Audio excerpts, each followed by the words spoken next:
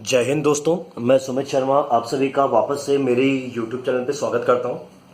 और जैसा कि आप लोगों ने मेरी पुरानी वीडियो देखी होगी, तो मैंने पुराने वाली वीडियोस के अंदर पीरियोडिक क्लासिफिकेशन ऑफ एलिमेंट, जो कि आपकी साइंस की बुक का चैप्टर है, उसके कुछ अंशों को कवर किया था। हम लोगों ने डोवेनेट्स के ट्रेड्स के बारे में स्टडी की थी, हम लोगों ने न्यूलैंड्स का ऑक्टेव रूल पढ़ा था। उसके बाद हमने लास्ट वीडियो के अंदर मेंडलीफ की थ्योरी, उसके अचीवमेंट्स और उसके शॉर्ट कमिंग्स के बारे में बात की थी। आज के इस वीडियो के अंदर मैं बात करने जा रहा हूँ मॉडर्न पीरियोडिक टेबल। ये किस आधार पे बनाई गई थी, किस बेस पे बनाई गई थी, और कुछ ऐसी इंपॉर्टेंट चीज़ें जो आपको एग्जामिनेशन के अंदर, आपके जो मेन एग्जाम्स होंगे उसमें मार्क्स को इजीली अचीव करने में हेल्प करेगी। तो स्टार्ट करते हैं बिना किसी देरी के। और अगर आपको ये वीडियो पसंद आए तो लाइक शेयर एंड सब्सक्राइब करिए, अपने दोस्तों के साथ शेयर करिए। और अगर किसी भी तरह की कोई मिस्टेक इसमें रहती है तो डेफिनेटली मुझे बताइएगा, ताकि मैं उसको इम्प्रूव कर सकूं। देखिए, अगर मैं बात करता हूं आपके बुक का पेज नंबर 85 सीबीएसई की, point number 5.3, making order out of chaos the modern periodic table.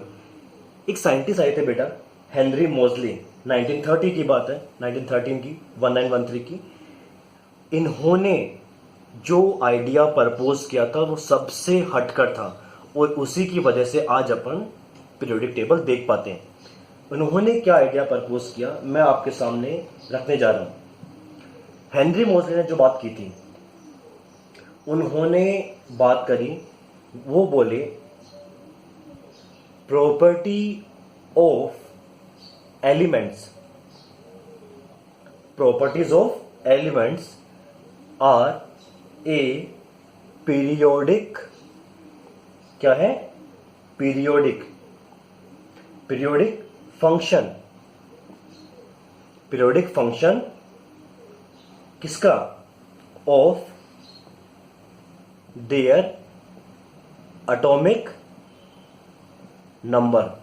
ये बहुत ही काम की बात उन्होंने कह दी कि भैया तुम तो जो पुराने वाले डोबरनियर थे या न्यूलैंड थे या मेंडलीफ थे, तुम तो लड़ते रह गए एटॉमिक मास के ऊपर, एटॉमिक मास के ऊपर लड़ते रह गए। इन्होंने इस पे बात ही नहीं करी, इन्होंने सीधी सी बात करी एटॉमिक नंबर को लेकर, क्योंकि एटॉमिक नंबर तो हमेशा होल नंबर रहेंगे, तो कोई वेरिएशन आने नहीं वाला।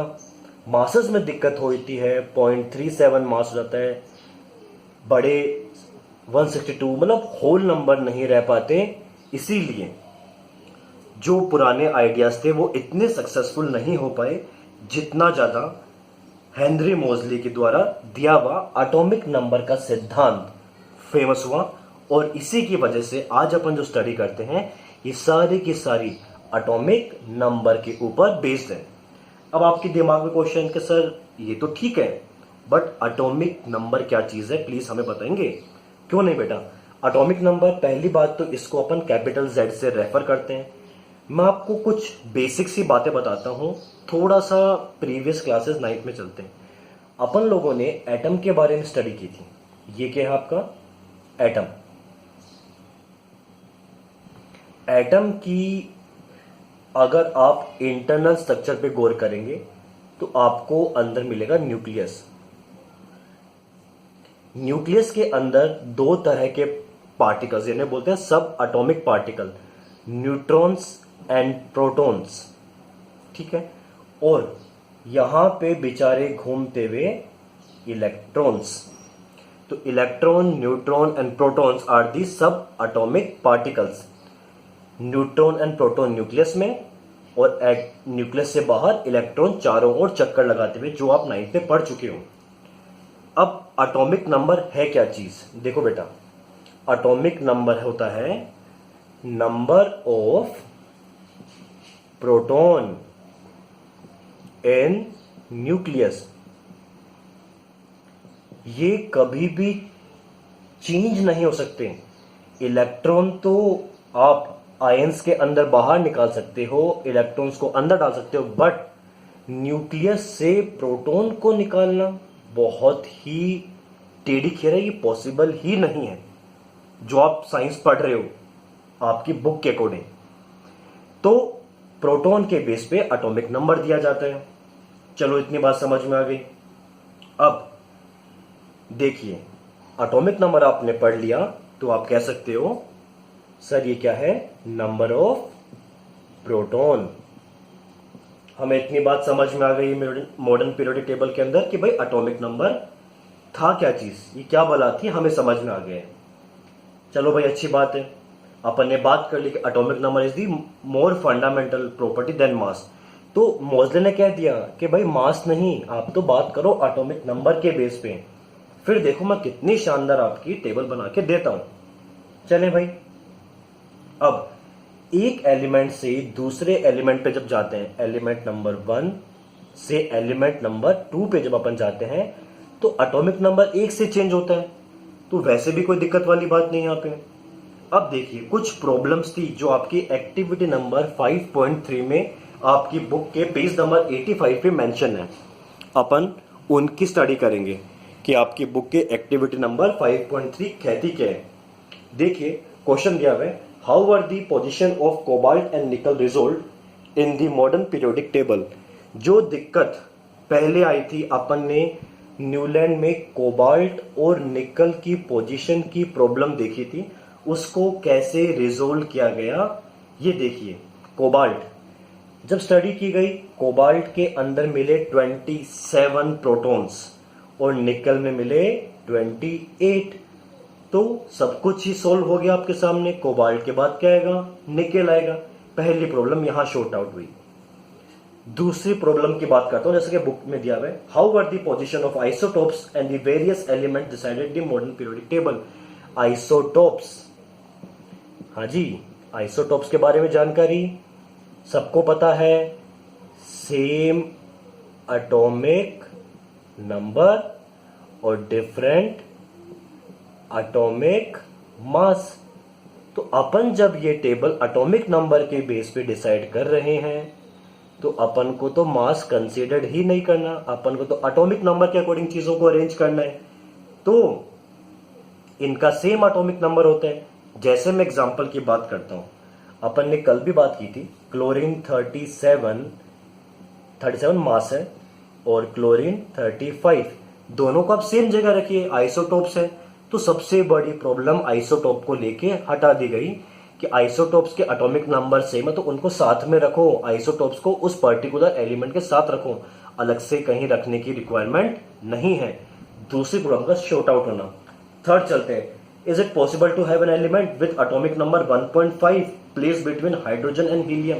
वो कहता है कि एक प्रॉब्लम थी कि एटॉमिक नंबर 1 और atomic number 2 hydrogen and helium के बीच में क्या कोई 1.5 आ सकता है। नहीं पॉसिबल, क्योंकि एक प्रोटॉन हो सकता है, 2 हो सकते हैं, 3 हो सकते हैं, 4, बट आधा प्रोटॉन नहीं मिलता। आधा प्रोटॉन पॉसिबल ही नहीं है। क्या करो, काटोगे उसको, नहीं पॉसिबल। तो इस प्रॉब्लम का भी शॉर्ट आउट हो गया बाय दी हेनरी मोज़ले। और फोर्थ नंबर जो आपके दी हुए, where do you think you should put hydrogen place modern periodic table. Hydrogen की बात करते हैं, हाइड्रोजन में 1 इलेक्ट्रॉन, तो आउटर मोस्ट में जिन भी एलिमेंट्स के 1 इलेक्ट्रॉन है, आप हाइड्रोजन को वहां पर प्लेस कर दीजिए। देखिए कितनी बेहतरीन तरीके से हेनरी मोज़ले ने सारी की सारी आने वाली समस्याओं का समाधान किस एक चीज से कर दिया, एटॉमिक नंबर से। बट ये चीज सोचने का सारा श्रेय मैं दूंगा न्यूलैंड को, आपके जो आपने डोबर्नियर की बात की थी उनके ट्राइड्स को, क्योंकि उन्हीं के फेलियर्स को देख के इन्होंने इतनी बड़ी डिस्कवरी करी और आज के टाइम में अपनी लाइफ को इन्होंने सेट कर दिया इन चीजों के बिहाफ पे। अब अपन चलते हैं आगे की ओर। इसको मैं रब करता हूं। एटॉमिक नंबर की बात कर चुके हैं, हेनरी मोज़ले की बात भी हो गई है।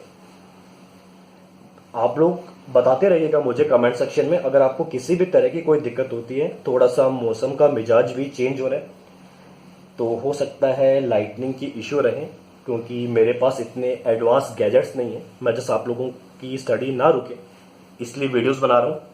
तो आगे चलते हैं, काम की बात करते हैं कि पोजीशन की बात करता हूं। मैं कहता हूं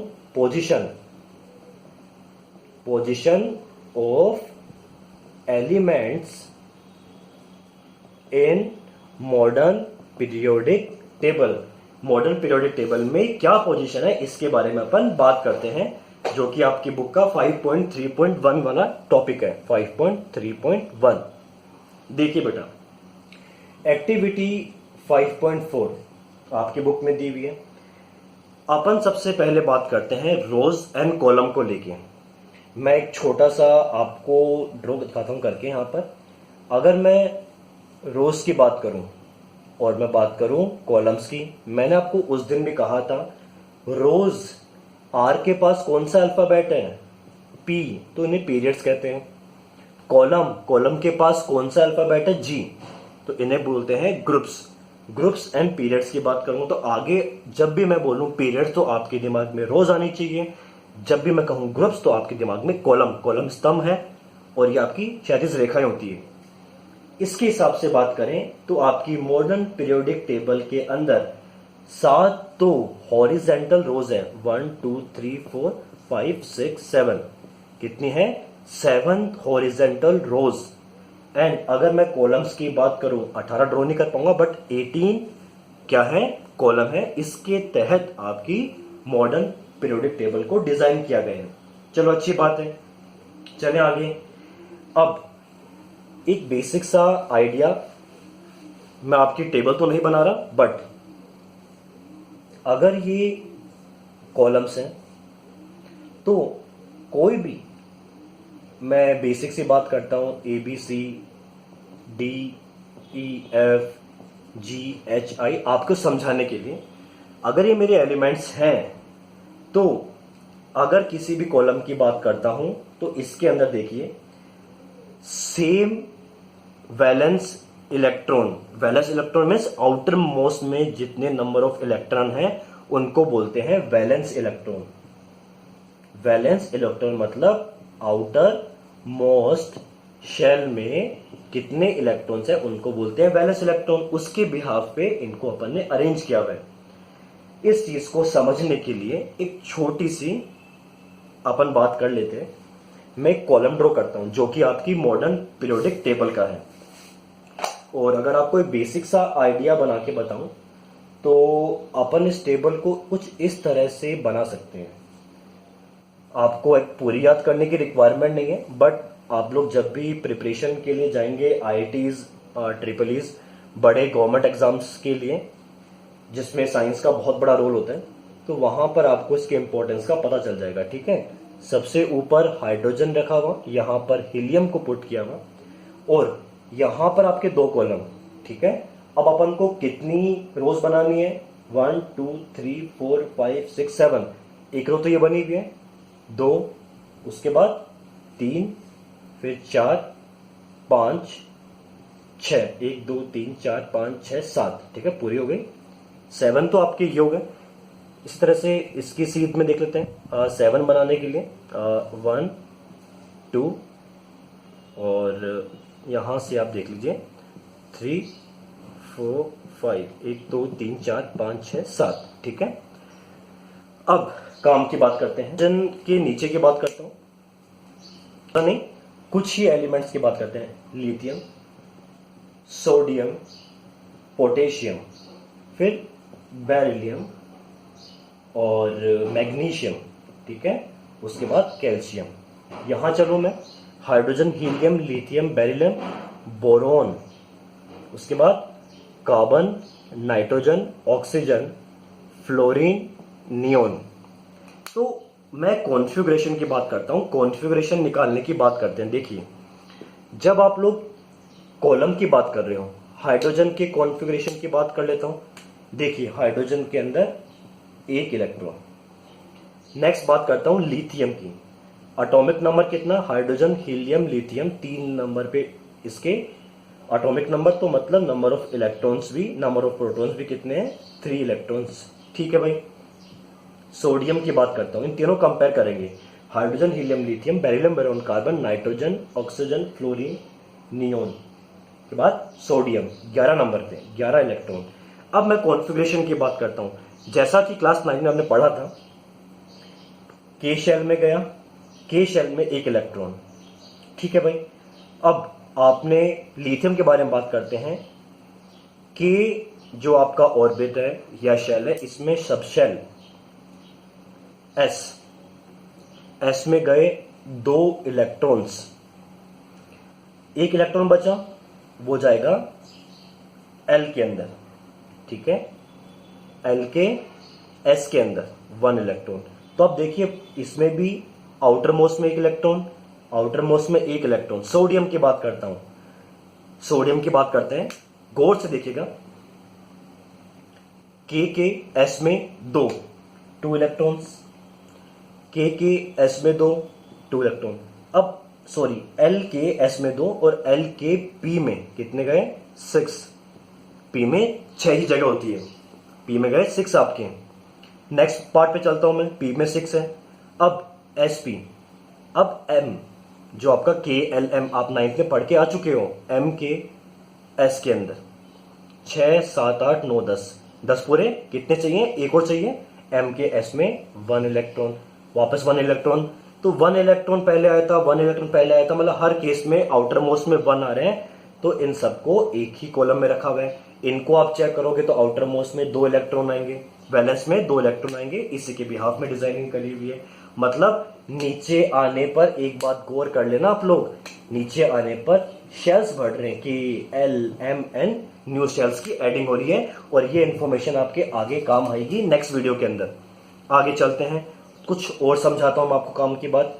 अगर मैं इलेक्ट्रॉनिक कॉन्फ़िगरेशन चेक करूं लिथियम बेरिलियम और बोरॉन का, लिथियम बेरिलियम बोरॉन का, तो देखिए हाइड्रोजन हीलियम लिथियम 3 इलेक्ट्रॉन, के अंदर 2 और एल के अंदर 1। बात करता हूं beryllium, 4 electron, hydrogen helium lithium beryllium, के में 2, एल के अंदर 2।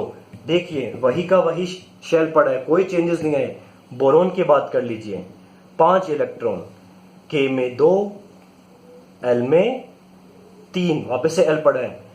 फ्लोरीन नियोन की चलो बात कर लो, आपका मन करे तो 10 इलेक्ट्रॉन, 10 इलेक्ट्रॉन, तो के में 2, एल में कितने आएंगे? बाकी बचे हुए 2 तो एस में आ जाएंगे और बाकी 6 उसमें, तो 8 के 8 यहाँ